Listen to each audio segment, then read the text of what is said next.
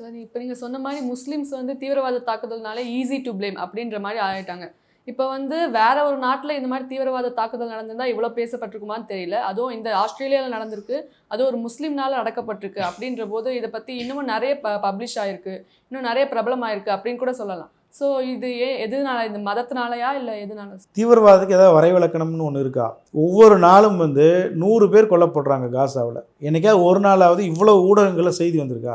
ஆஸ்திரேலியாவில் 15 பேர் யூதர்கள் கொல்லப்பட்டிருக்கிறாங்க, காயமடைஞ்சிருக்கிறாங்கன்னு இந்த செய்தி உலகம் முழுக்க இவ்வளோ பெருசாக பரவன செய்தி.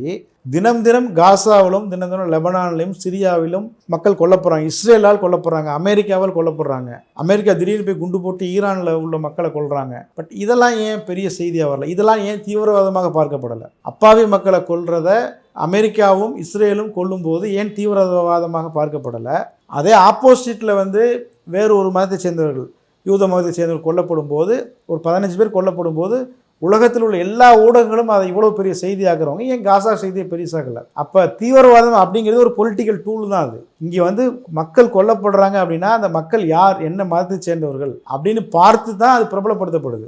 நம்ம இன்னும் சொல்ல போனால் காசாவுக்கு கிடைச்ச அந்த ஒரு கவனம் கூட ஆப்பிரிக்காவில் உள்ள கருப்பு இன மக்கள் தொடர்ந்து அதை விட பயங்கரமாக கொல்லப்படுறாங்க. ஆப்பிரிக்காவில் உள்நாட்டு சண்டை தொடர்ந்து 15, 20, 25 வருஷமாக நடந்து கொண்டே இருக்கு. இப்போ டெய்லியும் நம்ம காசாவில் 100 பேர் கொல்லப்படுறாங்க, நாங்கள் 1000 பேர் கொல்லப்படுறாங்க. காசாவோட மோசமான நிலைமை இருக்குது. ஆனால் அது கவனம் பெறவே இல்லை. அப்போ என்னன்னா, இங்கே மக்கள் கொல்லப்படுறது பெரிய விஷயம் இல்லை, அந்த உயிரிழப்பவர்கள் யார், அவங்க பின்னணி என்ன, அதை வச்சு தான் அது பேசப்படுது. யார் வந்து அவர்களை கொள்கிறார்கள்ங்கிறத வச்சு தான் பேசப்படுது. அமெரிக்கா கொண்டா பிரச்சனை இல்லை, வேறு மேற்கத்திய நாடுகள், இப்போ யூரோப்பியன் கண்ட்ரிஸ் கொண்டாங்கன்னா பிரச்சனை இல்லை.